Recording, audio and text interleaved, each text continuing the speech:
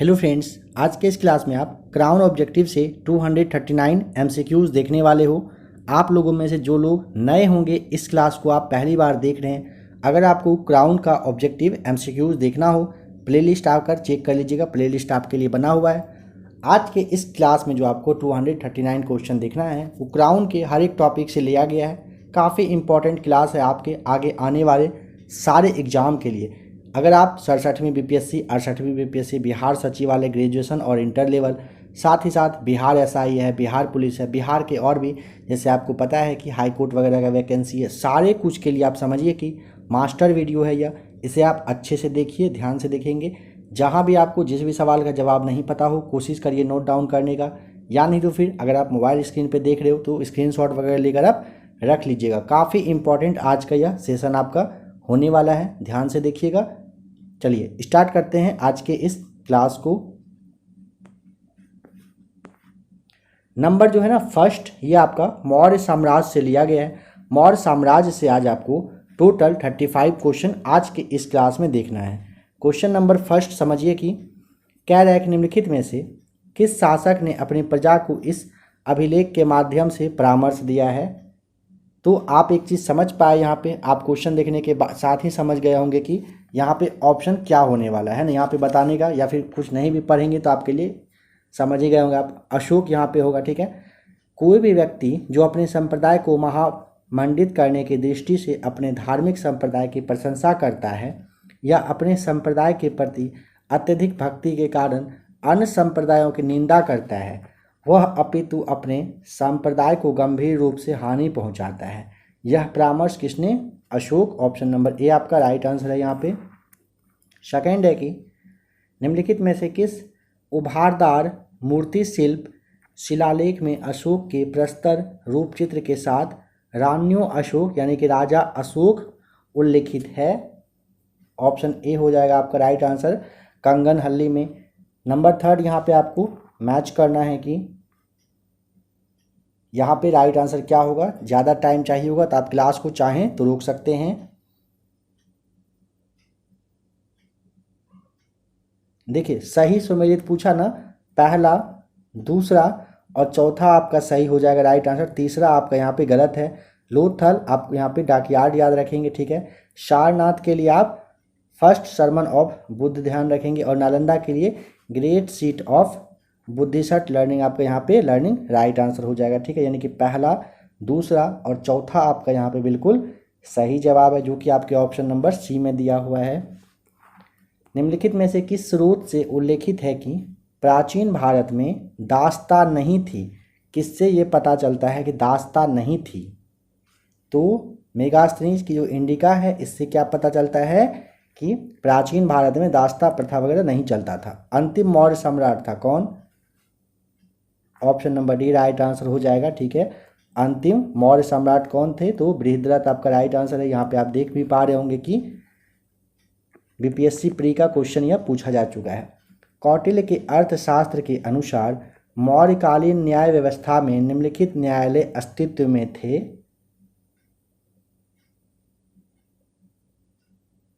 तो option A, option B आप यहाँ पे देखिए, क्या आपका इन दोनों में से कोई राइट आंसर है? जहाँ भी आपको ज़्यादा टाइम चाहिए होगा क्लास को आप रोक लिया करेंगे, ठीक है। तो 6 का राइट आंसर आपका ऑप्शन नंबर यहाँ पे दूसरा वाला धर्मस्थनीय और कंटक शोधन, यह दोनों दूसरा और चौथा यहाँ पे राइट आंसर होगा, जो कि देखिए तो ऑप्शन में आपका ए और बी में तो है नहीं, सी और डी में देख लेते हैं। हाँ, डी ऑप्शन आपका यहाँ पे नंबर 6 का राइट आंसर हो जाएगा। नंबर 7 है कि निम्नलिखित में से कौन मौर्य युगीन अधिकारी तौल माप का प्रभारी था। ऑप्शन ए आपका राइट आंसर, पौतवाध्यक्ष राइट आंसर हो जाएगा। सूची एक को सूची दूसरे के साथ यहाँ पे मैच करना है, राइट आंसर बताना है क्या होगा।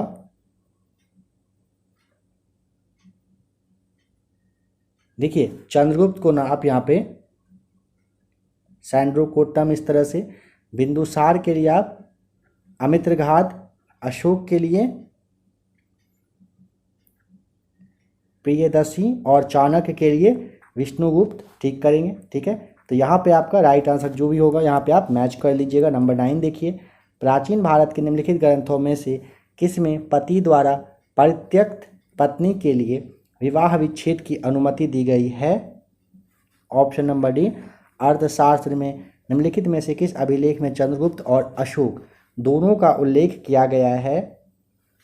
ऑप्शन बी हो जाएगा राइट आंसर, महाक्षत्रप रुद्रदामन का जो जूनागढ़ अभिलेख है। यहाँ पर देखिए ये जो सारे क्वेश्चन आप देख रहे हो ना, कोशिश करिए अभी ही इसे कंप्लीट करने का, मतलब याद अगर है तो अच्छी बात है, नहीं तो अभी ही आप याद कर लीजिए, ठीक है। बहुत ही जल्द काफ़ी सारा क्लास इस तरह का आपके लिए आ जाएगा, ठीक है।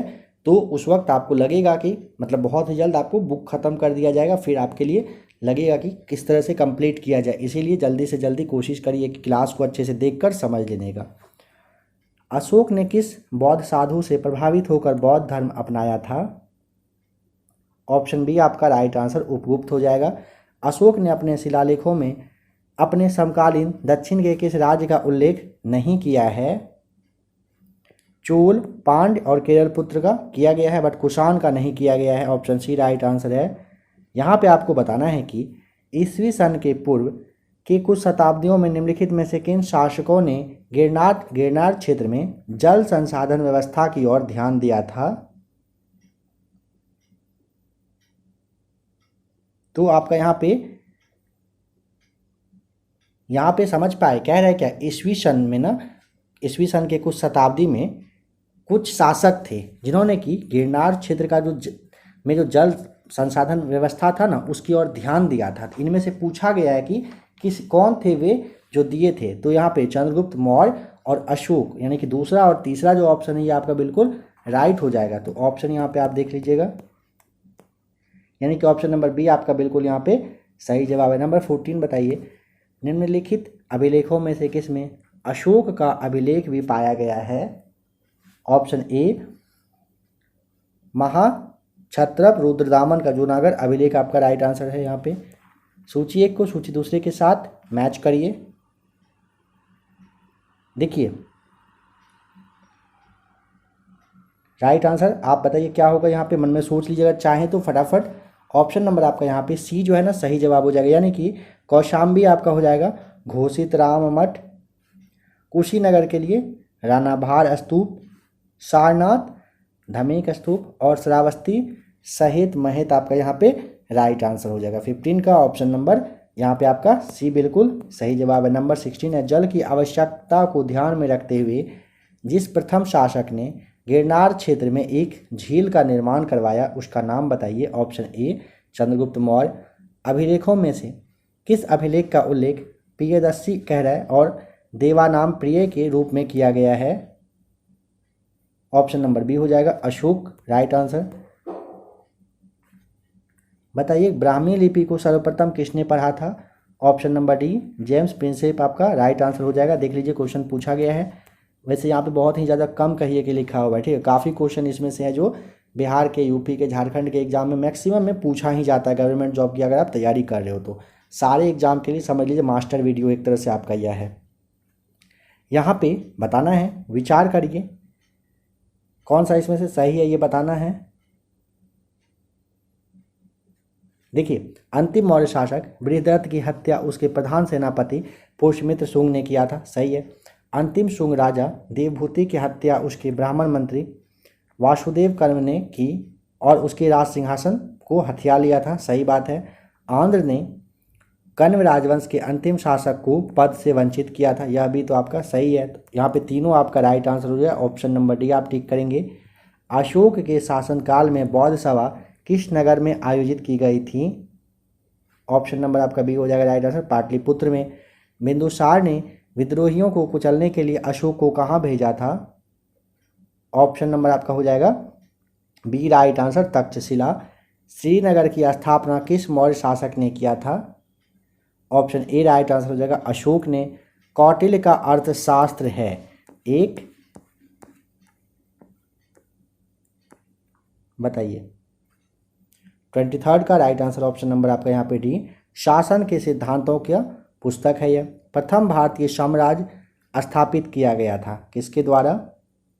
Option number C, Chandragupta Maurya के द्वारा। निम्नलिखित में से किसने सैंड्रोकूट्स यानी कि चंद्रगुप्त मौर्य और सिकंदर की भेंट का उल्लेख किया है? ऑप्शन बी, जस्टिन ने। सैंड्रोकूट्स से चंद्रगुप्त मौर्य की पहचान किसने की? ऑप्शन ए विलियम जोन्स ने। 67वीं बीपीएससी बिहार सचिवालय का 1-2 सीट पहले ही आपको यह क्वेश्चन दिया भी गया था और यहाँ पे आप देख भी पा रहे होंगे, बीपीएससी का फेवरेट क्वेश्चन है। प्राचीन भारत में निम्नलिखित में से कौन सी एक लिपि दाईं ओर से बाईं ओर लिखी जाती थी? Option number D right answer Kharosthi. Chanakya अपने बचपन में किस नाम से जाने जाते थे? ऑप्शन नंबर सी विष्णुगुप्त के नाम से। तीर्थ यात्रा के समय सम्राट अशोक निम्नलिखित स्थानों पर गए, उन्होंने किस मार्ग का अनुगमन किया था? मतलब कैसे कैसे होकर वे गए थे, आपको ये बताना है।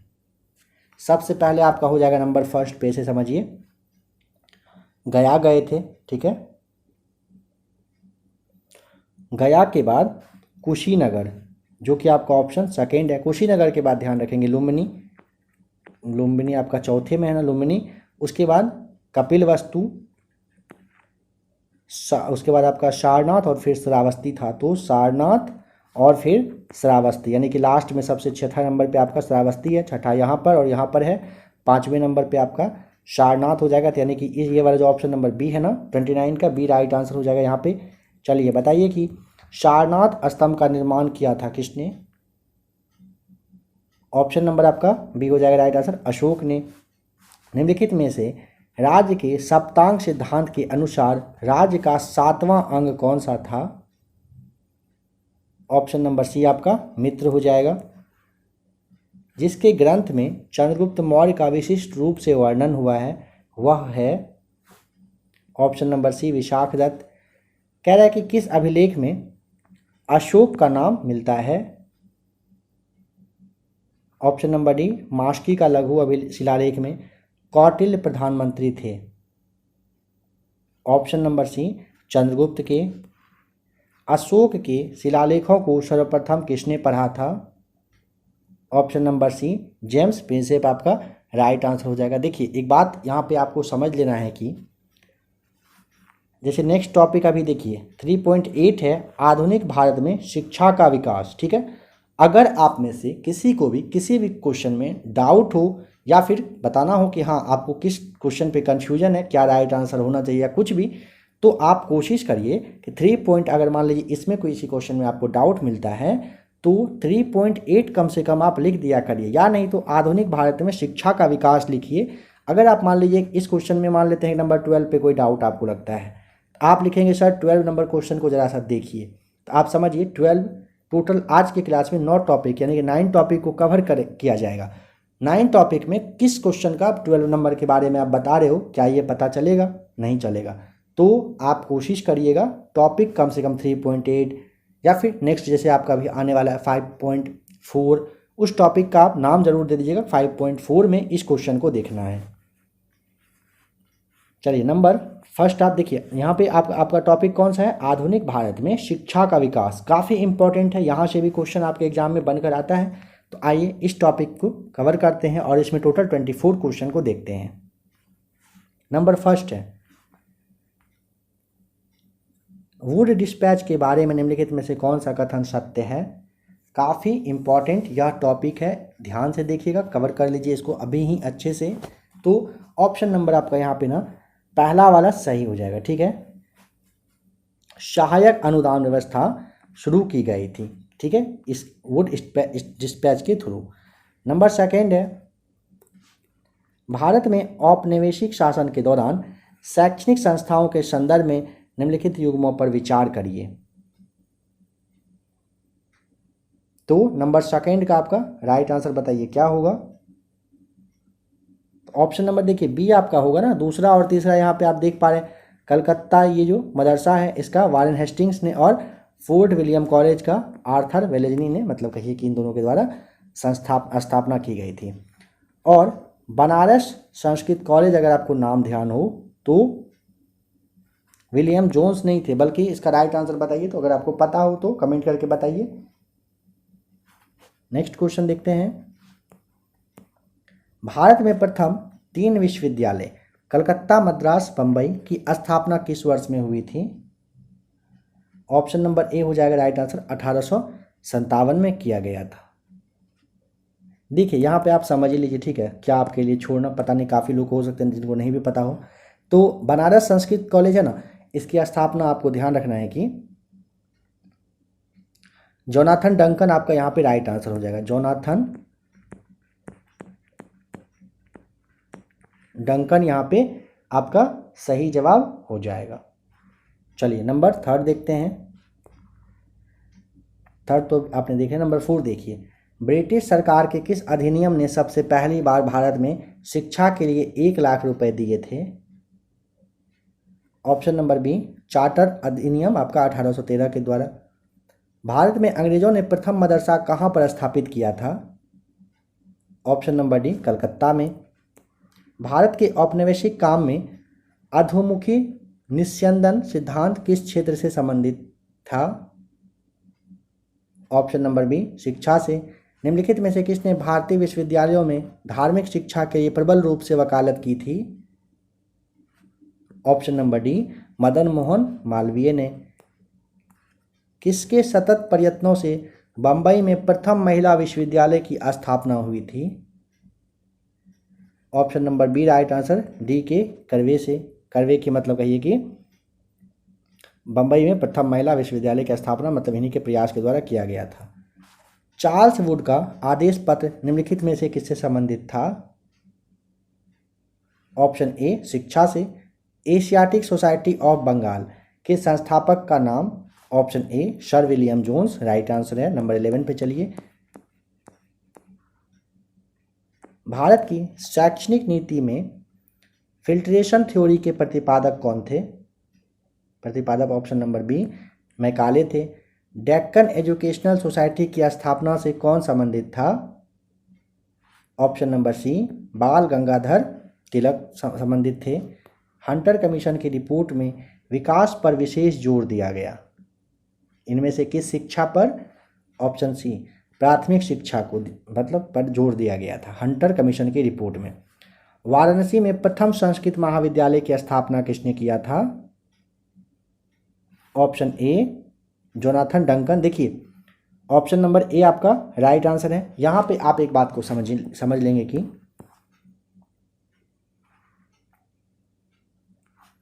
बनारस संस्कृत कॉलेज है ना,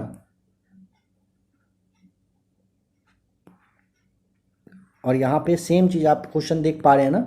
नंबर यहाँ पे आपका जो फर्स्ट है बनारस संस्कृत कॉलेज, आपको विलियम जोन्स, ये गलत है। जोनाथन डंकन यहाँ पे राइट आंसर था, और यही चीज़ अभी आपको जस्ट यहाँ पे क्वेश्चन में देखने को मिला। ठीक है, तो आप इस बात का ध्यान रख लेंगे कि अगर इस तरह का कोई भी क्वेश्चन आता है जिसका कि जवाब आपको उस वक्त नहीं दिया जाएगा, तो नेक्स्ट क्वेश्चन में कहीं ना कहीं उसका जवाब छुपा रहता है। भारत में आधुनिक शिक्षा प्रणाली की नींव किससे पड़ी थी? ऑप्शन नंबर बी 1835 के मैकाले के स्मरण पत्र से। बनारस हिंदू विश्वविद्यालय का शिलान्यास निम्न में से किसने किया था? ऑप्शन ए मदन मोहन मालवीय ने। नेशनल काउंसिल ऑफ एजुकेशन की स्थापना हुई थी कब? ऑप्शन डी 15 अगस्त 1906 को की गई थी। बीपीएससी 2011 का क्वेश्चन है। निम्नलिखित में से किसे पेरिस की रॉयल एशियाटिक सोसाइटी की सदस्यता प्रदान की गई थी? Option B Michael Madhusudan Dutt को किया गया था। निम्नलिखित कॉलेजों में से सर्वप्रथम किसकी स्थापना हुई थी? ऑप्शन ए हिंदू कॉलेज, जो कि आपका कलकत्ता में था, मतलब स्थापना की गई थी इसकी कलकत्ता में। बताइए निम्नलिखित में से किसे सर्वप्रथम केंद्रीय विश्वविद्यालय घोषित किया गया? ऑप्शन नंबर आपका सी बनारस हिंदू विश्वविद्यालय को घोषित किया गया था। सैडलर आयोग संबंधित था। ऑप्शन नंबर सी शिक्षा से। आप यहाँ पे ना आधुनिक भारत में शिक्षा का विकास टॉपिक देख रहे हो, तो शिक्षा ही यहाँ पे होगा, बट यहाँ पे आपको ये चीज़ पता चल रहा होगा, बट एग्जामिनेशन में कंफ्यूज कर सकता है, इसीलिए ध्यान भी रखिएगा इस पर। निम्नलिखित अंग्रेजों में से कौन सा था जिसने सर्वप्रथम भगवत गीता का अंग्रेजी में अनुवाद किया था? ऑप्शन बी चार्ल्स विल्किंस के द्वारा सबसे पहले भागवत गीता का अंग्रेजी में अनुवाद किया गया था। किसके शासनकाल में भारत में अंग्रेजी शिक्षा आरंभ की गई? Option A Lord William Cavendish Bentinck के शासनकाल में। नंबर 24 देखिए, 24 को रहने देते हैं, ठीक है। इसका ऑप्शन अभी आपको दिखेगा नहीं, नेक्स्ट क्लास में 24 से क्लास को कंटिन्यू किया जाएगा, ठीक है। चलिए अब आप नेक्स्ट टॉपिक पे आ जाइए। अब आपको देखना है प्रजाति, जनजाति और भाषाएं, ठीक है। काफ़ी ज़्यादा इम्पॉर्टेंट आपका भारत के भूगोल से इस टॉपिक को लिया गया है, ध्यान से देखिएगा, समझिएगा। जनजाति और जिले के निम्न जोड़े में से कह रहा है कि कौन सा जोड़ा यहाँ पे सही नहीं है 5.4 में। तो नंबर फर्स्ट क्वेश्चन का राइट आंसर आपका हो जाएगा ऑप्शन नंबर बी, मुंडा जमुई में नहीं है, संथाल बांका में, उराव सुपौल, खरवार भागलपुर सही है। क्वेश्चन आप देख लीजिए कब पूछा गया है, यहाँ पे बस आपको एक लिखा गया, बट काफ़ी सारे एग्जाम में क्वेश्चन को पूछा गया है। 2011 की जनगणना के अनुसार भारत के किस राज्य के आदिवासियों की आबादी का प्रतिशत उसकी कुल आबादी की तुलना में सबसे अधिक है? ऑप्शन सी, मिजोरम में। निम्नलिखित जनजातियों में से कौन सा भारत के अंडमान और निकोबार द्वीप समूहों का मूल निवासी नहीं है? हालचू, ओंजे और सोमपेन तो है, बट यहाँ पे रेंगमा आपका हो जाएगा या अंडमान निकोबार द्वीप समूह का मूल निवासी नहीं है। कौन सा यहाँ पे सुमेलित सही नहीं है? नंबर 4 का राइट आंसर ऑप्शन नंबर जो आपका सी है ना, खास अरुणाचल प्रदेश में नहीं है। अंगामी जनजाति नागालैंड में, बिरहूर झारखंड में, टोडा तमिलनाडु में मिलेगा, बट यहाँ पे खस अरुणाचल प्रदेश में नहीं है। किस विशेष पिछड़ी जनजाति की जनसंख्या छत्तीसगढ़ में सर्वाधिक है? Option C right answer Baiga का। बिलमा नृत्य किस जनजाति द्वारा किया जाता है? तो ऑप्शन नंबर आपका ए बैगा राइट आंसर। गोदना गोदने वाली अनुसूचित जनजाति कौन है? ऑप्शन ए ओझा।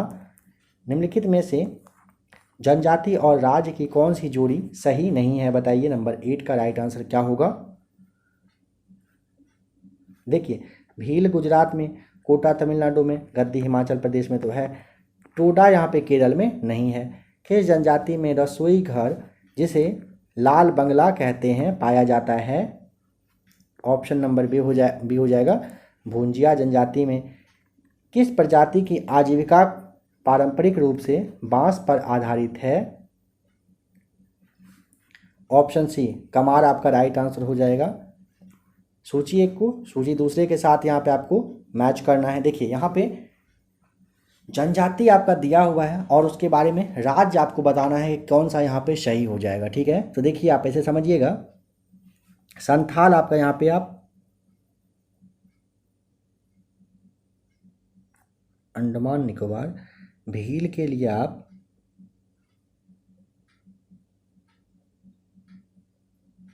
झारखंड,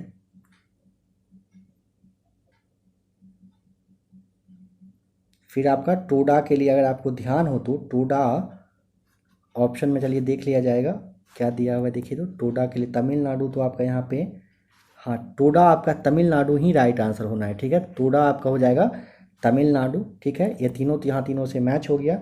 और जो आपका ऑप्शन नंबर अगर डी में भी है कोई क्या, हाँ तो जरावस राजस्थान, यह आपका राइट आंसर जरावस राजस्थान, ये सारे आपको सही हो जाएंगे। बताना है कि कुडूस बोली कौन बोलते हैं? तो नंबर 12 का ऑप्शन नंबर सी उराव जनजाति के लोग। भारत की निम्नलिखित जनजातियों में से किसमें बहुपतित्व की प्रथा मानी जाती है?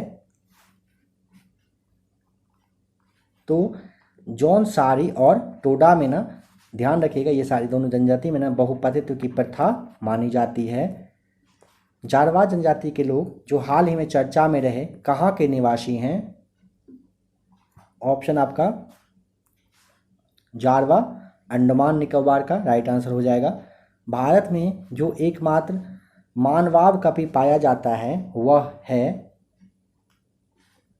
असम का श्वेतभौम गिबन, आपका राइट आंसर। सूची एक को सूची दूसरे के साथ यहाँ पे मैच करना है। नंबर 16 का राइट आंसर क्या होगा? तो देखिए जौनसारी आपका, अगर आपको ज़्यादा टाइम चाहिए होगा तो क्लास को आप रोक लिया करेंगे, ठीक है। जौनसारी के लिए आप उत्तराखंड आपका हो जाएगा।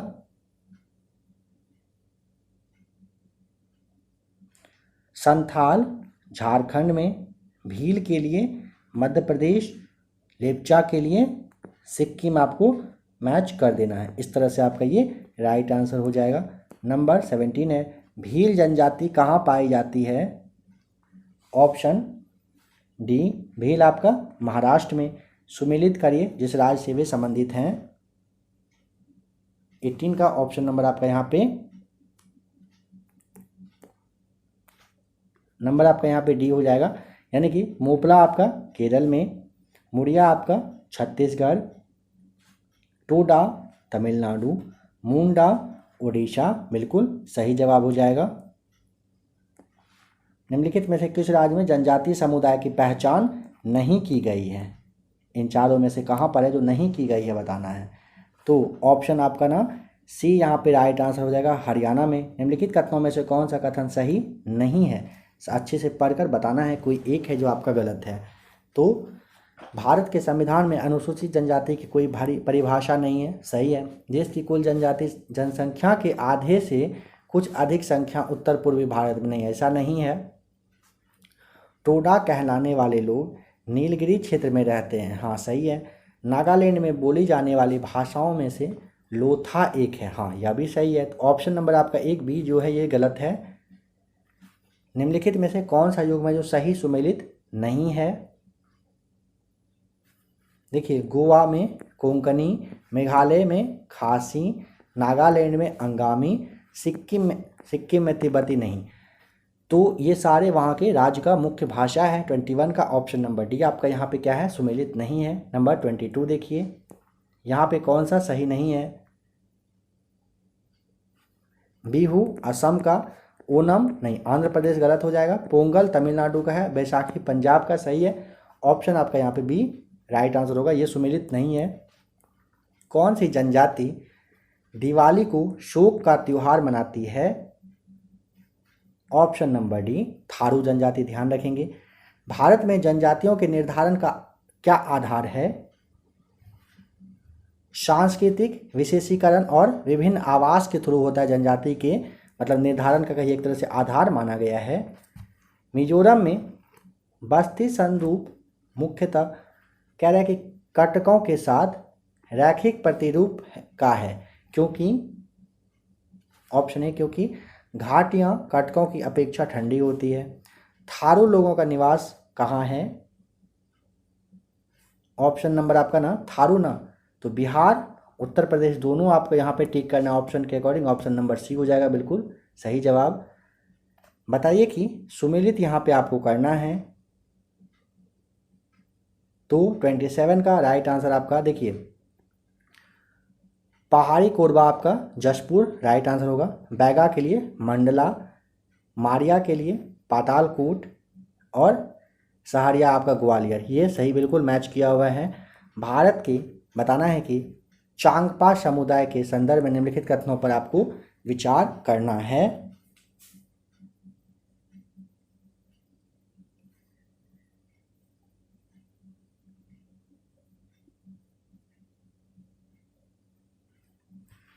यहाँ पे आपका राइट आंसर क्या पूछा? उपयुक्त कथनों में से कौन सा या कौन से हैं जो सही हैं? ठीक है, भारत में चांगपा आपका ये समुदाय है, ठीक है। इसके संदर्भ में बताना है कि वे, उसके बारे में आप यहाँ पे क्या सही टिक करना चाहेंगे। तो आपका ऑप्शन जो आपका है ना यहाँ पे, वे अच्छे किस्म का ऊन देने वाले पश्मीना बकरे और बकरियों को, मतलब बकरियों को पालते हैं। उन्हें अनुसूचित जनजाति की श्रेणी में रखा जाता है। यह दोनों आपका सही है। ये उत्तराखंड राज्य में रहते हैं चांगपा, ये आपका गलत है, ठीक है। तो ऑप्शन नंबर दूसरा और तीसरा यहाँ पे आपका सही है। क्या ऑप्शन देखिए तो हाँ, ऑप्शन नंबर जो आपका बी है ये आपका राइट आंसर हो जाएगा। उत्तराखंड की सबसे बड़ी अनुसूचित जनजाति के बारे में आपको बताना है, कौन सी है? ऑप्शन सी आपका अगर है तो राइट आंसर ये बिल्कुल सही हो जाएगा, जौनसारी। यहाँ पे आपको मैच करना है और कौन सा सही सुमेलित है बताना है। देखिए, लिम्बू सिक्किम में, डोंगरिया कुंड ओडिशा में आपका सही है। पहला और तीसरा मैच किया हुआ है, ठीक है। तो आपका ऑप्शन ए यहाँ पे आपका राइट आंसर हो जाएगा। नंबर 31 है, आदिम आदिम जनजातियां तथा उनके निवास स्थानों के युग्मों में से कौन सा एक सही सुमेलित नहीं है। जनजाति और उनके निवास स्थान में ना, बुक्सा के लिए आप पौड़ी गढ़वाल सही टिक करोगे, कोल के लिए जबलपुर सही है, मुंडा आपका छोटा नागपुर सही है, कोरबा आपका कोडगू, ये आपका गलत जवाब हो जाएगा। ऑप्शन डी आपका सही है, यहाँ पे ये गलत आपका मैच किया हुआ है। एक जनजाति जो सरहुल त्योहार मनाती है वह कौन सी है। संथाल और मुंडा आपको ध्यान रखना है। नीचे लिखे राज्यों और जनजातियों के युग्मों में से कौन सा एक सही सुमेलित नहीं है। असम में मीरी, नागालैंड में कुन्यक, अरुणाचल प्रदेश अपतानी, मध्य प्रदेश आपका जो लबांडा है लंबाडा, ये गलत हो जाएगा, ठीक है। ये जनजाति मध्य प्रदेश में नहीं रहती है। कौन धौलाधर श्रेणी क्षेत्र की प्रमुख जनजाति है। तो गद्दी आपका यहाँ पे हो जाएगा राइट आंसर। निम्नलिखित में से कौन एक सुमेलित नहीं है। 35 का राइट आंसर ऑप्शन नंबर आपका डी हो जाएगा। जुलू ओडिशा में नहीं है, शेरपा नेपाल में, टोडा दक्षिण भारत में, थारू उत्तराखंड में सही है। झूमिंग करते हैं कौन। ऑप्शन बी खासी जो है ना, गारो खासी जयंतिया जो आपका यहाँ पे मेघालय में है, तो खासी आपको ध्यान रखना है, ये झूमिंग करते हैं। गद्दी लोग निवासी हैं कहाँ के। Option number B Himachal Pradesh के। सही जोड़े बनाइए और नीचे दिए गए सही उत्तर को आपको यहाँ पे मैच करना है। इस टॉपिक का लास्ट क्वेश्चन है आपका। तो छिंदवाड़ा के लिए आप भारिया, मंडला के लिए आपका हो जाएगा यहाँ पे गोंड, फिर आपका जो झाबुआ है भील हो जाएगा, और शिवपुरी हो जाएगा शहरिया यहाँ पे राइट आंसर। चलिए नेक्स्ट अब चलते हैं टॉपिक पे जो कि आपका है मूल कर्तव्य, ठीक है। 6.10 टॉपिक है ये मूल कर्तव्य। इस वाले क्लास में मूल कर्तव्य में लगता है 15-16 के आसपास क्वेश्चन आपको देखना है। चलिए बताइए कि निम्नलिखित में से किसकी संस्तुति पर भारतीय संविधान में मूल कर्तव्य को शामिल किया गया था। काफ़ी इंपॉर्टेंट क्वेश्चन है। राइट आंसर यहाँ पे आपका हो जाएगा क्या, नंबर सी, स्वर्ण सिंह समिति की सिफारिश पर किया गया था।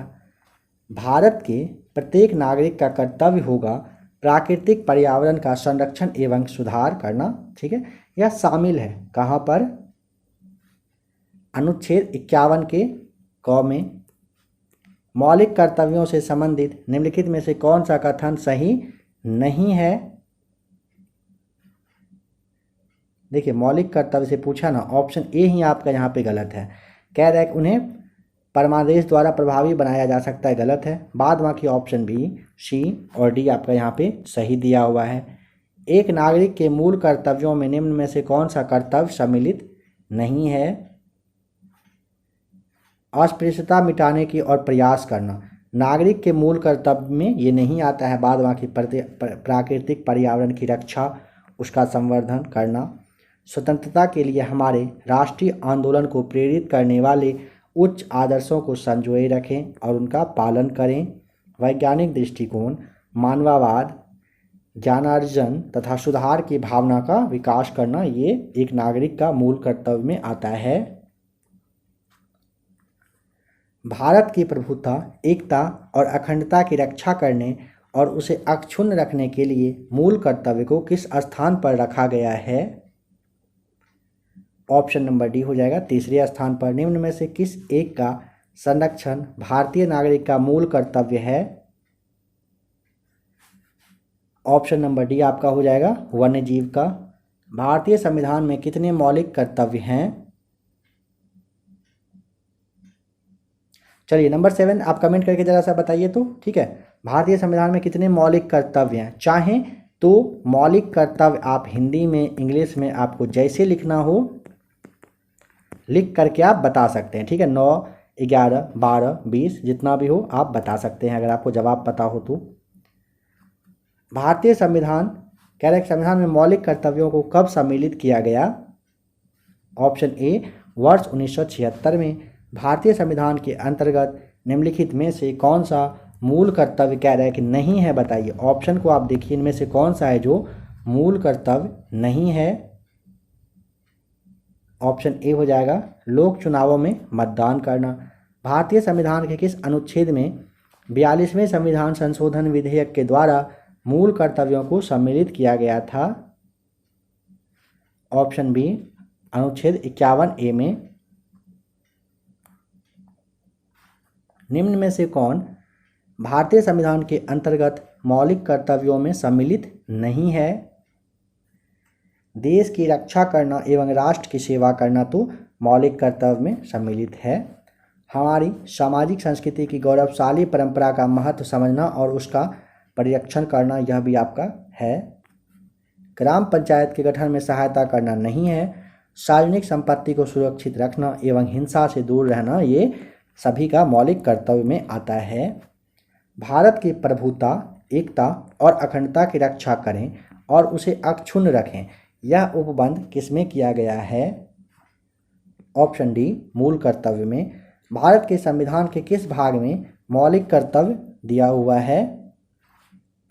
ऑप्शन सी भाग 4 के ए में। कौन सा यहाँ पे एक है जो गलत है? मूल कर्तव्य मौलिक अधिकार का हिस्सा नहीं है, ये ध्यान रखेंगे, यानी कि हिस्सा यहाँ पे है दिया हुआ है ना, तो ये गलत हो जाएगा, नहीं है। मूल कर्तव्य मौलिक अधिकारों का भाग नहीं है। भारतीय संविधान के 4 के ए में मौलिक कर्तव्य गिनाए गए हैं, सही है। अनुच्छेद 51 के ए प्रत्येक भारतीय नागरिक के मौलिक कर्तव्यों की व्याख्या करता है, सही बात है। नंबर 15 है, निम्नलिखित में से कौन सा तत्व भारतीय संविधान के भाग 4 के ए यानी कि मौलिक कर्तव्य में सम्मिलित नहीं है? वर्णित नहीं है बताना है, तो ऑप्शन नंबर आपका यहाँ पे देखिए, राष्ट्रीय ध्वज का आदर करना है, भारत के सभी लोगों के मध्य भाईचारे का भाव विकास करना भी है,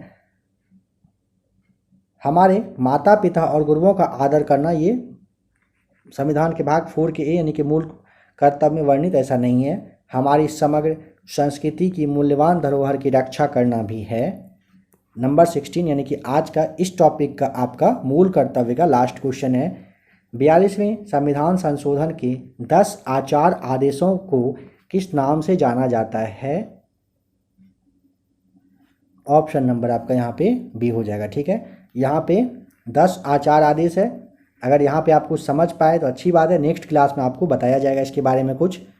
चलिए अब नेक्स्ट टॉपिक पे आइए और बताना है कि मतलब क्वेश्चन देखना है और राइट आंसर बताना है उद्योग क्षेत्र से, जो कि आपका टॉपिक है 7.3। काफ़ी इम्पोर्टेंट आपका यह भी टॉपिक है, ठीक है। यहाँ से इस क्लास में 20 क्वेश्चन देखने वाले हैं, ठीक है। चलिए क्वेश्चन नंबर आपको फर्स्ट यहाँ पे देखिए और बताइए कि 1991 की औद्योगिक नीति की अनेक बिंदुओं पर आलोचना हुई थी, निम्नलिखित में से कौन सा एक बिंदु उसमें से नहीं था? अनिश्चित औद्योगिक विकास था, विदेशी प्रतियोगिता से खतरा था, विदेशी निवेश में गलत विश्वास भी था, कृषि सेक्टर की उपेक्षा नहीं रहा था। ऑप्शन सी आपका सही जवाब हो जाएगा यहाँ पे। स्वतंत्र भारत की प्रथम औद्योगिक नीति की घोषणा की गई थी कब?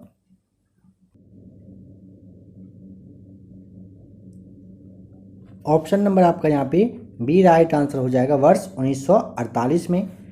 लघु निर्माणी उद्योग में प्लांट एवं मशीनरी में विनियोग की मात्रा होनी चाहिए। ऑप्शन सी 25 लाख रुपए से ऊपर बट 5 करोड़ रुपए से अधिक नहीं।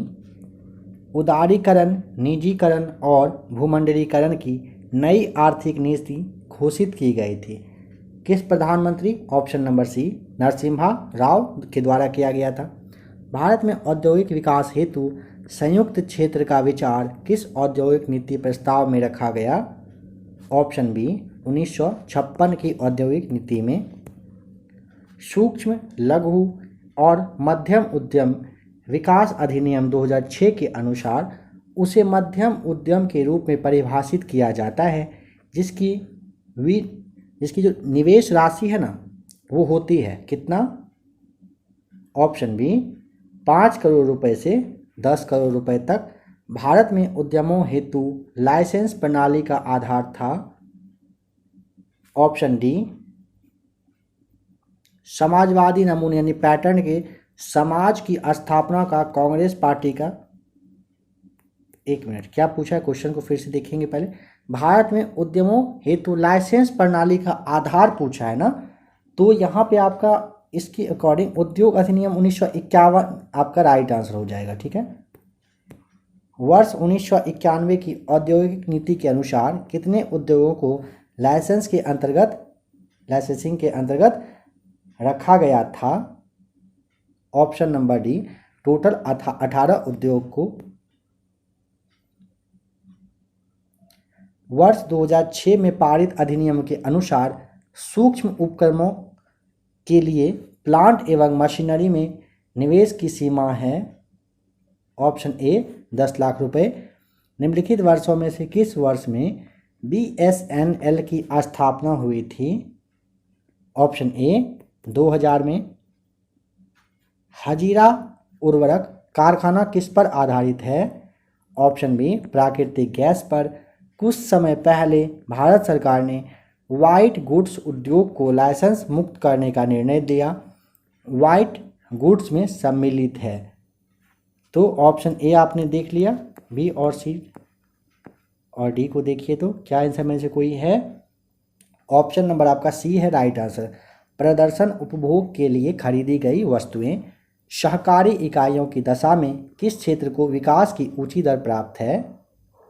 ऑप्शन बी हो जाएगा राइट आंसर, सूती वस्त्र को। निम्नलिखित में से किस एक समिति ने उद्योग में लघु क्षेत्र के लिए वस्तुओं का आरक्षण समाप्त करने की घोषणा की? ऑप्शन ए आबिद हुसैन समिति ने। श्रम गहन उद्योग वह है जहां। ऑप्शन सी अधिक श्रमिकों को रखा जाता है। बताइए कौन सा स्थान कागज विनिर्माण उद्योग के लिए प्रसिद्ध है? ऑप्शन आपका बी हो जाएगा गुवाहाटी। अच्छा गुवाहाटी, यहाँ पे 4 ऑप्शन में से पूछा है कौन सा, इस तरह से ऑप्शन है ना, तो आपका गुवाहाटी तो है ही, यमुनानगर भी है और बल्लारपुर भी है। तो यानी पहला, दूसरा और चौथा ऑप्शन इस हिसाब से आपका राइट आंसर होगा, जो कि आपके ऑप्शन नंबर सेकेंड में दिया हुआ है। कच्छ की खाड़ी में स्थित कांडला किसके लिए प्रसिद्ध है? ऑप्शन सी निर्यात प्रसंस्करण क्षेत्र के लिए। प्रारंभ में स्टार्टअप की विशेष ज़रूरतों को पूरा करने के लिए नए युग के वित्तीय विकल्पों हेतु सलाह दी है किसने? ऑप्शन ए प्रणब मुखर्जी ने। उद्योग बंधु है एक। ऑप्शन डी औद्योगिक इकाइयों की स्थापना में तथा संबंधित समस्याओं में सहायता करने के लिए एजेंसी है। नंबर 20 है। यहाँ पे पहले ये समझिए कह रहा है कौन सा कथन है जो सही है। ठीक है, आइए अब क्वेश्चन को देखिए।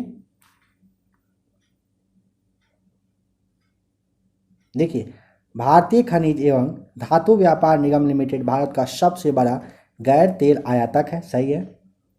भारतीय परियोजना एवं उपस्कर लिमिटेड वाणिज्य एवं उद्योग मंत्रालय के अधीन है, सही है। भारतीय निर्यात ऋण तथा गारंटी निगम लिमिटेड का एक उद्देश्य विभिन्न निर्यात माल की गुणवत्ता नियंत्रण और आदान लदान पूर्व निरीक्षण को लागू करना। नहीं, यह नहीं है। पहला दूसरा आपका राइट आंसर होगा, जो कि आपके ऑप्शन नंबर बी में दिया हुआ है। ठीक है, चलिए इस टॉपिक में आपको बस 20 क्वेश्चन ही देखना था। देखिए जो भी क्वेश्चन आपका बच रहा है ना, नेक्स्ट वाले क्लास में आपको सारे को करवाया जाएगा, इस बात का भी आपको ध्यान रखना है। ठीक है, आ जाइए अब साइंस पे। साइंस में टॉपिक है आपका फिजिक्स। फिजिक्स में है आपका विद्युत धारा, काफ़ी इंपॉर्टेंट टॉपिक है आपका। ठीक है, यहाँ से आपके लिए 34 क्वेश्चन है, जिसका कि आप अच्छे से ध्यान से देखिए, समझिएगा। चलिए नंबर फर्स्ट देखते हैं और बताइए फैराडे स्थिरांक। नंबर फर्स्ट का right answer option A electrolyte की मात्रा पर निर्भर करता है। यहाँ पे आप देख पा रहे हैं बीपीएससी में पूछा गया है, कब? 66वें बीपीएससी 2020 में। विद्युत मोटर में विद्युत ऊर्जा को यांत्रिक ऊर्जा में बदला जाता है। फ्यूज का सिद्धांत है। यह देखिए बीपीएससी 2018 का क्वेश्चन था। नंबर 3 का राइट आंसर बताइए। ऑप्शन नंबर आपका सी, विद्युत का ऊष्मीय प्रभाव आपका सही जवाब होगा। 3, पिन बिजली के प्लग में सबसे लंबे पिन को जोड़ना चाहिए। ठीक है, बताइए क्या होगा यहाँ पे आपका राइट आंसर। नंबर 4 का ऑप्शन ए, आधार सिरे से घरेलू विद्युत सप्लाई के दौरान काले रंग का आवरण युक्त तार है। ऑप्शन सी, उदासीन तार होता है। ठीक है, छत्तीसगढ़ पीसीएस 2014 का यह पूछा गया क्वेश्चन है। यहाँ पे एक बात आप अच्छे से समझिए, छत्तीसगढ़ यहाँ पे लिखा जा चुका है। ठीक है, जितने सारे एग्जाम में इस क्वेश्चन को या फिर काफ़ी सारे क्वेश्चन है जिसको अगर पूछा गया है, अगर इस चीज़ को बस प्रिंट किया जाए ना तो मालूम चलेगा कि यहाँ पे इतना दूर का जो स्पेस है कम से कम हर एक क्वेश्चन लेगा। तो हर एक क्वेश्चन को एक एक करके कभी यूपी पीसीएस में, कभी बीपीएससी में, कभी झारखंड पीसीएस में करके आपको दे दिया गया है। ठीक है, बट समझ लेंगे हर एक क्वेश्चन काफ़ी इंपॉर्टेंट है। ठीक है, चलिए नंबर 6 बताइए। एक 100 वाट का बिजली का बल्ब है जो कि 10 घंटे जलता है। 5 रुपये प्रति यूनिट की दर से कितना रुपए का मतलब खर्च आएगा, आपको ये बताना है। तो इस पे खर्च आएगा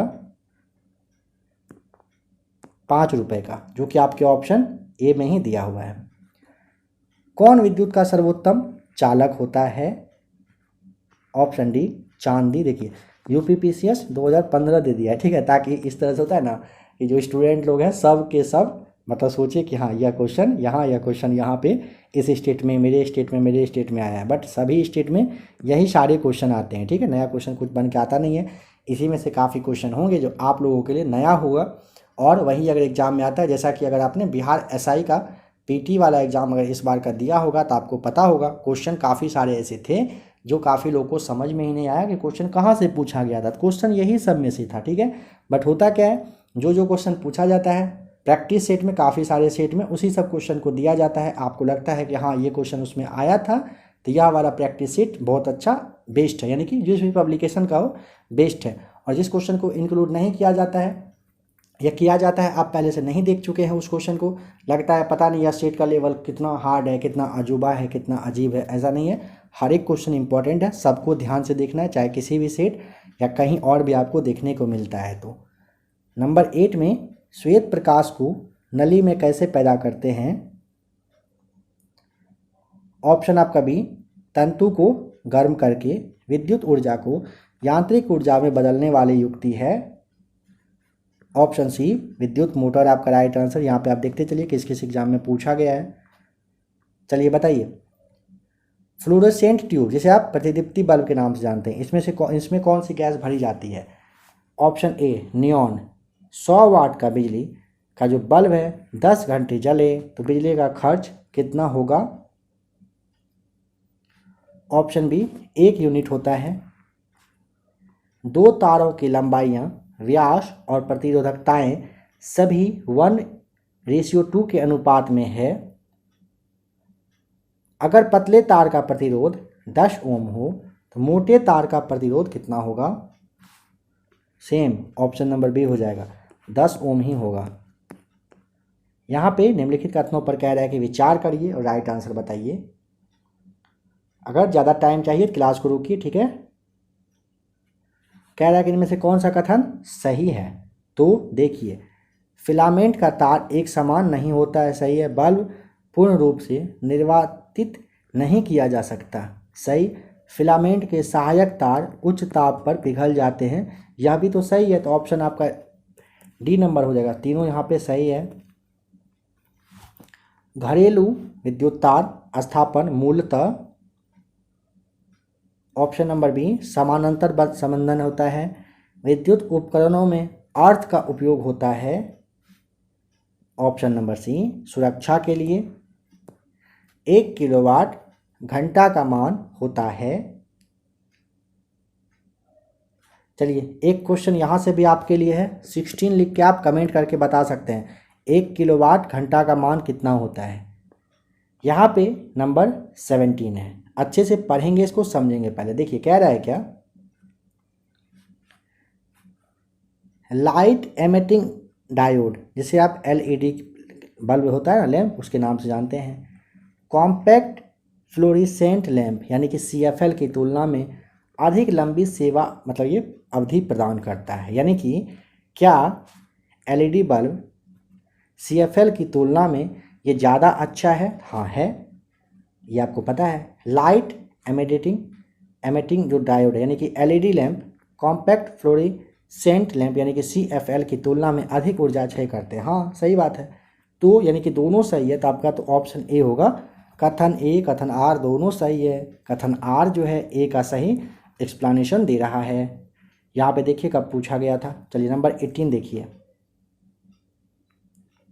कम वोल्टेज पर कार्य करने पर विद्युत मोटर प्रायः जल जाते हैं क्योंकि वे अधिक विद्युत धारा खींचते हैं जो वोल्टेज के प्रति प्रतिलोमानुपाती होता है। ठीक है, एक बिजली के बल्ब की अपेक्षा एक फ्लोरेसेंट ट्यूब को अधिमान दिया जाता है क्योंकि इन सब में से ऐसा कोई ऑप्शन सही नहीं है, ये सब मतलब गलत यहाँ पे दिया हुआ है। नंबर यूपीपीएस में पूछा गया, यूपीपीसीएस में 100 वाट के एक बल्ब को 4 घंटे तक स्विच ऑन रखा जाता है। प्रयुक्त जो आपका विद्युत ऊर्जा की इकाई होगी कितना होगा? 0.4 आपका right answer option number D हो जाएगा। एक तार में बहती विद्युत धारा एवं विभवांतर प्रत्येक को 2 गुना बढ़ा दिया जाए तो विद्युत शक्ति ऑप्शन बी 4 गुना बढ़ जाएगी। नंबर 22 देखिए, इसमें आपको बताना है कि हैलोजन लैंप का तंतु निम्न में से किस मिश्र धातु का होता है? पहला दूसरा ऑप्शन आपने देख लिया, तीसरा और चौथा देखकर बताइए। तो 22 का ऑप्शन जो आपका सी है ना, टंगस्टन और सोडियम राइट आंसर है। आपस में जुड़ी दो आवेशित वस्तुओं के बीच विद्युत धारा नहीं प्रवाहित होती है यदि वे हो समान विभव पर, तो विद्युत धारा प्रभावित नहीं होती है।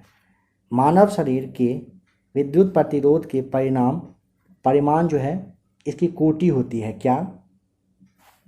ऑप्शन सी 10 पे 10⁶ ओम होता है। ठीक है, चलिए बताइए बिजली की खपत का बिल किसके मापन पर आधारित होता है? वोल्टेज के मापन पर, ऑप्शन ए हो जाएगा। नंबर फर्स्ट आपका राइट आंसर है। समान प्रकार की छोटी बूंदें V वोल्ट पर आवेशित की गई है। यदि n बूंदें मिलकर एक बड़ी बूंद बनाती है तो इस बूंद का विभव कितना होगा? ऑप्शन ए n⁻² 2/3 V आपका राइट आंसर हो जाएगा वोल्ट। निम्न में से कौन सी धातु रोशनी के बल्बों में फिलामेंट के रूप में प्रयोग होती है? Option D tungsten. विद्युत बल्ब के अंदर कौन सी गैस होती है? विद्युत बल्ब के अंदर इन सब में से कोई नहीं होता है, पता है ना आपको। ये सारे ऑप्शन गलत आपका यहाँ पे हो जाएगा। यदि 60 वाट का बल्ब प्रतिदिन 5 घंटे के लिए जलाया जाए तो एक महीने में जो बिजली की खपत होगी वो होगी कितना? ऑप्शन नंबर बी आपका राइट आंसर। CFL का पूर्ण रूप है, अभी आपने देखा था, अगर आपको ध्यान हो तो बताइए। ऑप्शन आपका यहाँ पे ए कॉम्पैक्ट फ्लोरिसेंट लैंप होता है, CFL का फुल फॉर्म। सामान्य ट्यूबलाइट में कौन सी गैस होती है? ऑप्शन सी आर्गन के साथ मर्क्यूरी वेपर रहता है। एक मकान में 2 बल्ब लगे हैं, उनमें से एक दूसरे से अधिक प्रकाश देता है, कौन सा कथन सही है? ऑप्शन डी कम प्रकाश वाले बल्ब में रेजिस्टेंस अधिक होगा, ऑप्शन नंबर डी आपका सही है। ट्रांसफार्मर का उपयोग निम्नलिखित में से किस उद्देश्य से होता है? ऑप्शन सी प्रत्यावर्ती धारा विभव को उच्चाई अथवा अपचाई करने के लिए। नंबर 34 बिजली के बल्ब का तंतु बना होता है, ऑप्शन नंबर डी। इन सब में से ऑप्शन नंबर डी आपका राइट आंसर हो जाएगा। ठीक है, 34 क्वेश्चन देखा। इस टॉपिक में भी और भी क्वेश्चन है, नेक्स्ट आपको करवा दिया जाएगा। अब आ जाते हैं 9.6 यानी कि केमिस्ट्री और धातु टॉपिक पे। ठीक है, इस वाले क्लास में आपको 29 क्वेश्चन देखना है, काफ़ी इंपॉर्टेंट हर एक क्वेश्चन है, ध्यान से देखिएगा, समझिएगा। कार्बन और विभिन्न रूप। नंबर फर्स्ट देखिए, ऑप्शन आपका यहाँ पे सी हो जाएगा राइट आंसर। गैफ्रीन केवल कार्बन से बना हुआ है। निम्नलिखित में से किस में कार्बन नहीं है? ऑप्शन डी बालू में। कौन सा पदार्थ सर्वाधिक मजबूत होता है? ऑप्शन डी गैफ्रीन आपका राइट आंसर। निम्नलिखित तत्वों में से कौन सर्वाधिक यौगिक का निर्माण करता है? Option B carbon. हीरे की बिक्री में भार की इकाई कैरेट में होती है, एक कैरेट कितने के बराबर होता है? ऑप्शन नंबर बी 200 मिलीग्राम के बराबर होता है एक कैरेट। निम्न में से किस में कार्बन मिलता है? ऑप्शन ए लिग्नाइट में। नंबर 7 को देखिए, कह रहा है क्या कि वह एक द्विआयामीय पदार्थ है और उसकी विद्युत चालकता उत्तम है। ठीक है, किसके बारे में कह रहा है? गैफ्रीन के बारे में। ये आपका सही बात है। ठीक है, यहाँ पे पूछा है ना कौन सा कथन सही है, तो ऑप्शन ए आपका सही जवाब है। गैफ्रीन अब तक जांचे गए सबसे तनु किंतु सबसे शक्तिशाली पदार्थों में से है। सही बात है। नंबर सेकंड, पहला और दूसरा दोनों सही है। तीसरा देखिए, वह पूर्णतः सिलिकॉन से बना होता है। नहीं, ये गलत है। ठीक है, उसका टच स्क्रीन LCD और कार्बनिक LED के लिए चालक इलेक्ट्रोड के रूप में इस्तेमाल किया जाता है। हाँ सही है। पहला, दूसरा और चौथा यानी ऑप्शन नंबर आपका सी सही जवाब हो जाएगा। बकमिंस्टर फुलरीन है। ऑप्शन ए कार्बन यौगिक का रूप है जिसमें 60 कार्बन परमाणुओं की गुच्छ होती है जो परस्पर पंचभुज या फिर षष्ठभुज से बने बहुफलकीय संरचना से जुड़े हुए होते हैं। नंबर 9 है, कोयले के निम्नलिखित प्रकारों में से किस एक में शेष प्रकारों की अपेक्षा अधिक प्रतिशत कार्बन अंश होता है? पहला और दूसरा ऑप्शन आपने देख लिया, तीसरा और चौथा देख लीजिए। ऑप्शन आपका यहाँ पे डी एंथ्रासाइट राइट आंसर है। भारी मशीनों के उपयोग के लिए स्नेहक कौन सा है? ऑप्शन सी ग्रेफाइट। अधोलिखित में कौन सा कार्बन का अपरूप नहीं है? ऑप्शन सी हो जाएगा ऑक्सो कार्बन राइट आंसर। यहाँ पर कथन पर विचार करिए और बताइए क्या सही है। यहाँ पे कैल्शियम सल्फेट की उपस्थिति जल को कठोर बना देती है और वह उपयोग योग्य नहीं रहता। सही है। हीरा तांबा व लोहे से कठोर होता है। सही है। वायु का मुख्य घटक ऑक्सीजन नहीं। नाइट्रोजन वनस्पति घी के निर्माण में नहीं। पहला दूसरा आपका सही राइट आंसर हो जाएगा। ऑप्शन ए में आपका दिया हुआ है कार्बन की मात्रा अधिकतम होती है। ऑप्शन ए ढलवा लोह में। पेंसिल का लेड है। Option A graphite. निम्न में से किसे शुष्क बर्फ कहते हैं? ऑप्शन सी ठोस कार्बन डाइऑक्साइड को। निम्नलिखित में से कौन सा रवा यानी कि क्रिस्टल नहीं है? ऑप्शन सी गंधक आपका क्रिस्टल नहीं है। बाद बाकी क्वार्ट्ज, ग्रेफाइट, हीरा क्रिस्टल ही होता है। निम्नलिखित अधातुओं में से कौन सा एक विद्युत का मंद चालक नहीं है? ऑप्शन बी सिलीनियम आपका राइट आंसर हो जाएगा। नंबर 18 है, कार्बन के तीसरे अपरूपी की खोज 3 वैज्ञानिकों की टीम के द्वारा की गई थी जिन्हें रसायन शास्त्र के लिए नोबेल प्राइज से सम्मानित किया गया था। उसको चिन्हित कीजिए जो उस टीम में सम्मिलित नहीं थे। मतलब 3 लोग शामिल थे, एक नहीं थे। कौन नहीं थे वो बताइए। तो देखिए क्रोटो, कर्ल, स्माले थे। फेमेन आपका हो जाएगा, यह नहीं थे। Option number D right answer है। चलिए अब नंबर 10.9 यानी कि फिजिक्स देखा, केमिस्ट्री आपने देखा, अब आ जाइए बायोलॉजी पर। और इसमें से आपको पाचन एवं उत्सर्जन टॉपिक को देखना है और इस टॉपिक में आपको टोटल 29 क्वेश्चन देखना है। जैसा कि आप यहाँ पे देख लीजिए, क्वेश्चन नंबर फर्स्ट ही आपका 66वीं BPSC 2020 में पूछा जा चुका है। 67वीं आपका जस्ट होने वाला है, क्या पता उसमें भी पूछा जाए। देखिए बताना है नंबर फर्स्ट में कि ग्लूकोज को एथिल अल्कोहल में किस एंजाइम के द्वारा बदल दिया जाता है। नंबर आपका सी हो जाएगा राइट आंसर, जाइलेम में। मानव शरीर में प्रोटीन का पाचन निम्नलिखित में से किस अंग में प्रारंभ होता है। चलिए बताइए तो इसका, मानव शरीर में प्रोटीन का पाचन पूछा ना किस अंग में, नंबर सेकेंड का। अगर आपको जवाब पता हो 10.9 ऑप्शन अभी आप टाइप करिए, अगर आप जानते हो नेक्स्ट क्लास में आपको बताया जाएगा। 10.9 लिख के चारों में से क्या ऑप्शन है अभी के अभी आप कमेंट करके बताइए इसका क्या हो जाएगा सही जवाब। यह आपका देखिए यूपीपीसीएस में पूछा गया है, 2020 का क्वेश्चन है। ग्लूकोज का सूत्र आपको बताना है। ऑप्शन नंबर सी C6H12O6 आपका राइट आंसर। मानव शरीर में पाचन का अधिकांश भाग किस अंग में संपन्न होता है। ऑप्शन नंबर सी छोटी आंत में। डायलिसिस होता है किस चीज़ की प्रॉब्लम आने पे होता है, तो ऑप्शन नंबर आपका बी वृक्क में आपका प्रॉब्लम जब किसी का आता है तो ये डायलिसिस किया जाता है। निम्नलिखित में से किस एक की उत्पत्ति यकृत का कार्य है। Option B urea. लिपिड्स का पाचन निम्नलिखित में से किसकी उपस्थिति में होता है, तो पित्त अम्ल और आपका लाइपेसेज में होता है। ऑप्शन नंबर पहला दूसरा राइट होगा, जो कि ऑप्शन 7 का ए आपका, 7 का ए नहीं मतलब सी वाला आपका सही हो जाएगा। मानव वृक्क अश्मरी यानी कि किडनी स्टोन्स में पाए जाने वाला प्रमुख रासायनिक यौगिक कौन सा है। ऑप्शन सी हो जाएगा आपका यहाँ पे कैल्शियम ऑक्जेलेट होता है। नंबर 9 को आप यहाँ पे चाहें तो रोक लीजिएगा अच्छे से। कथन और कारण के हिसाब से आपको बताना है क्या राइट आंसर हो जाएगा। हमारे आहार में सभी प्रोटीनों को पाचन केवल क्षुद्रांत में होता है, नहीं ऐसा नहीं है। अग्नाशय से प्रोटीनों को का जो पाचन करने वाली एंजाइम को क्षुद्रांत में छोड़ा जाता है, हाँ यह सही है। ए आपका गलत है, आर सही है, जो कि आपका ऑप्शन नंबर आपका डी यहाँ पे राइट आंसर है। लार निम्न में से किसके पाचन में सहयोग करती है। नंबर 10 का राइट आंसर ऑप्शन नंबर हो जाएगा स्टार्च के पाचन में सहयोग करती है।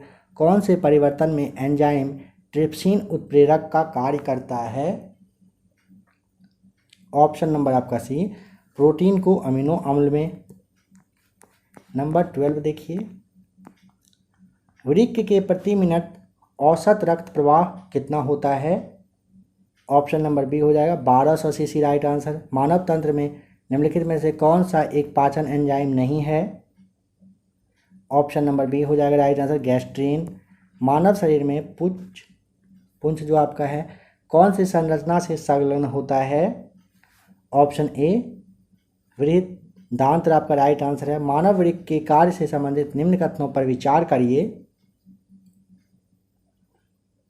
ऑप्शन आपका पहला देखिए, वृक्क में उत्सर्ग अपनयन के पश्चात स्वच्छ रक्त वृक्क के धमनी से वापस जाता है, सही है। बोमन संपुट से निषेधित द्रव लघु नलिकाओं से गुजरता है जहां अधिकांश ग्लूकोज का पुनरावशोषण होता है तथा वृक्कीय शिरा में रक्त के पास वापस भेजा जाता है, यह भी आपका सही हो जाएगा। ठीक है, तो मानव वृक्क के संबंध में दोनों कथन आपका यहाँ पे सही है, यानी ऑप्शन नंबर आपका 15 का सी राइट आंसर है।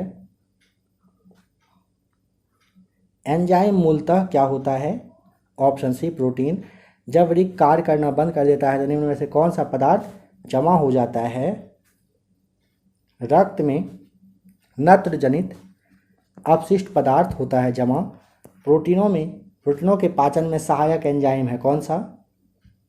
Option C trypsin. निम्नलिखित में से कौन मानव गुर्दे के समान कार्य नहीं है। तो ऑप्शन ए रक्त में जल की मात्रा का नियंत्रण करना है, यूरिया को छानकर बाहर करना है, कई हार्मोनों का स्रवण करना है। ऑप्शन नंबर बी आपका हो जाएगा कि मानव गुर्दे का नॉर्मली ये काम नहीं होता है। मानव शरीर में खून के शुद्धिकरण की प्रक्रिया को आप क्या कहते हैं। ऑप्शन ए डायलिसिस आपका राइट आंसर होगा। वही जो वृक्क में प्रॉब्लम आता है ना किडनी में, तो इंसान को डायलिसिस किया जाता है। स्टार्च को जल अपघटन से ग्लूकोज बनाने वाला एंजाइम कौन सा है। Option B amylase. अपोहक जिसके कार्य संपादन हेतु प्रयुक्त होता है वह क्या है। ऑप्शन बी वृक्क होता है right answer.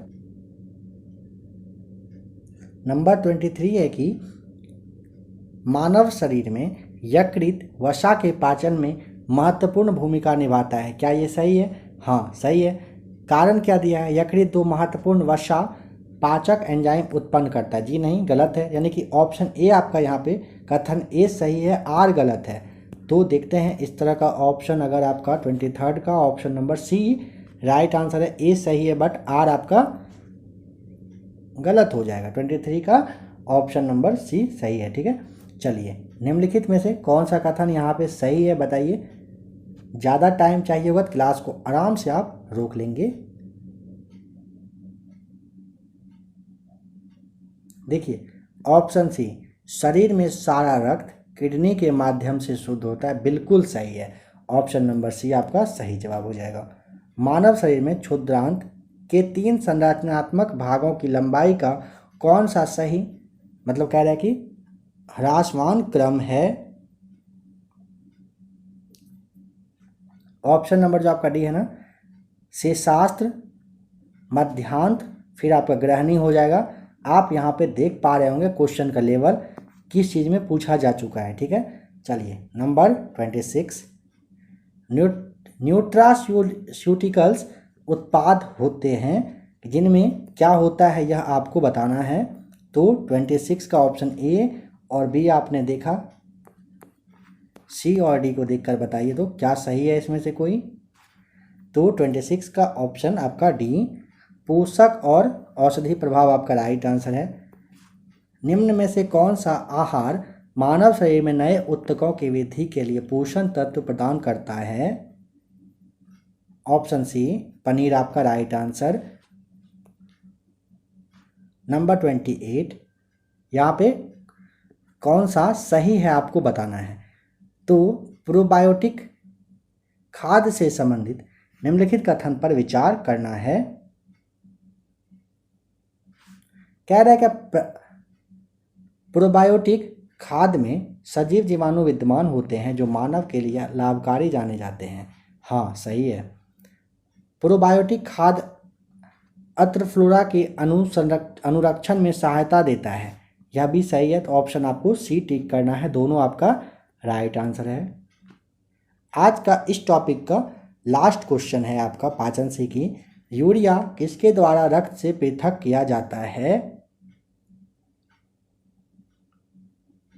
Option number D right answer गुर्दा हो जाएगा। यानी कि आपका जो ये टॉपिक है ये पूरा कंप्लीट हो गया ये वाला। अब आइए नेक्स्ट टॉपिक में आपको देखना है वर्ल्ड के प्रमुख जो संस्थान संगठन है, काफ़ी इम्पोर्टेंट है। इससे आज आपको 25 क्वेश्चन देखना है। इसमें और भी क्वेश्चन है वो आपको आगे करवाया जाएगा।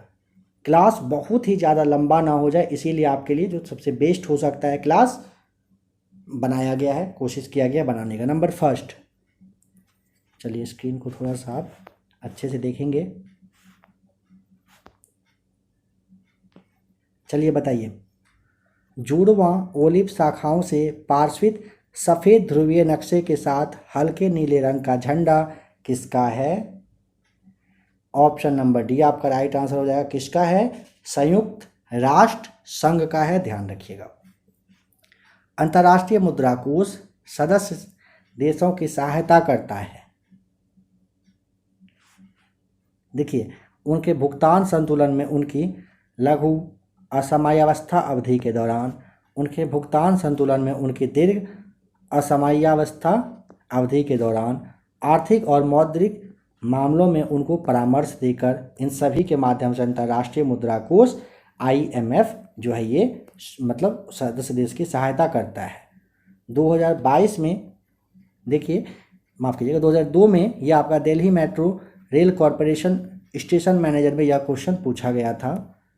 यहाँ पे बताना है निम्न में से कौन सा देश UN सिक्योरिटी काउंसिल का अस्थायी सदस्य नहीं है। Option D Spain. इनमें से कौन एक ब्रिक्स देश नहीं है। ऑप्शन डी सिंगापुर नहीं है, चीन, ब्राज़ील, भारत है। एशियान के सदस्य कौन से देश हैं। Option C Thailand, Indonesia, Malaysia, Singapore, Philippines और ब्रुनेई है। नंबर 5 का ऑप्शन सी राइट आंसर है। संयुक्त राष्ट्र संघ की एक एजेंसी कौन नहीं है? यूनिसेफ, यूएनओ, आईएफसी ये सब हैं। SEATO नहीं है। दक्षेश का सचिवालय कहाँ पर है?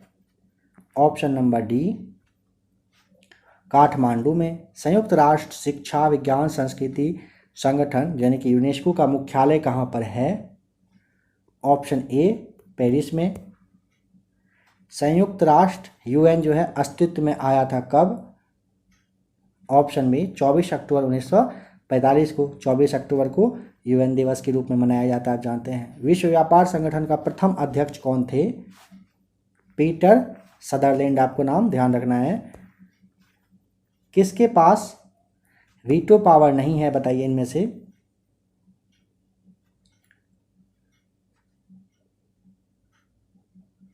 तो यूके, रूस, USA के पास है, पश्चिम जर्मनी के पास नहीं है। RRB गोरखपुर 2003 में पूछा गया था, यहाँ पे दिया हुआ है, बस इस बात को ध्यान नहीं रखना है। एमनेस्टी इंटरनेशनल संस्था काम करती है? ऑप्शन ए, मानवाधिकार के क्षेत्र में।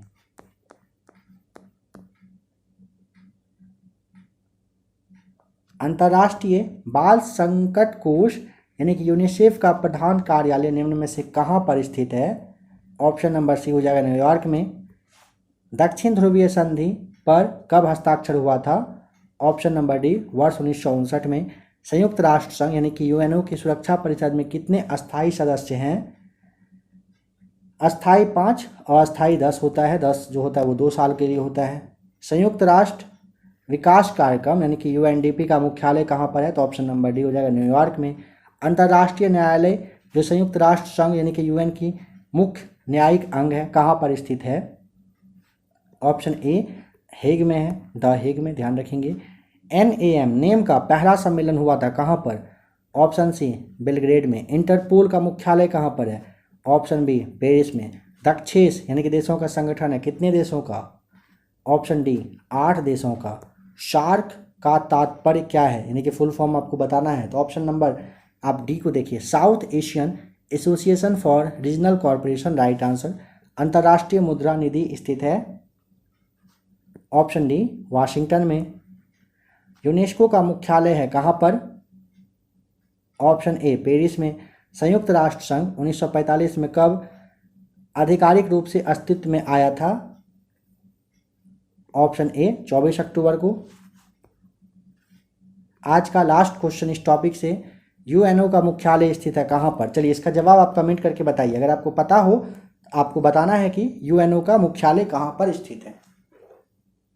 तो फ्रेंड्स, अभी आपने टोटल 239 क्वेश्चन में से एक आप कम कर देंगे क्योंकि एक क्वेश्चन आपको नहीं बताया गया था, जो कि एक बस वहाँ पे क्वेश्चन था, ऑप्शन नहीं था। ठीक है, नेक्स्ट क्लास में उसको बताया जाएगा। यानी कि आज के इस क्लास में आपने 238 क्वेश्चन देखा। आशा करता हूँ कि आज का क्लास आपको अच्छा लगा होगा, जो कि आपके 67वें BPSC अभी सामने है। इसके बाद आपका 68वें BPSC आने वाला है। बिहार सचिवालय काफ़ी ज़्यादा इम्पॉर्टेंट, बिहार सचिवालय में भी ये सारे क्वेश्चन आपके लिए इम्पॉर्टेंट रहेगा। साथ ही साथ Bihar SI, Bihar police, railway या फिर पटना हाई कोर्ट का और भी कोई भी वैकेंसी जहाँ से भी आपका लूसेंट और क्राउन का क्वेश्चन आता है, तो आज का यह क्लास आपके लिए मास्टर वीडियो काफ़ी स्पेशल था। हर एक एग्ज़ाम में आपको बहुत ही ज़्यादा काम आएगा। क्लास आपको अच्छा अगर लगे तो आप बताइएगा, और अगर इस तरह का क्लास चाहिए कमेंट करके आप बताएंगे। चलिए मिलते हैं बहुत ही जल्द एक और नए क्लास के साथ।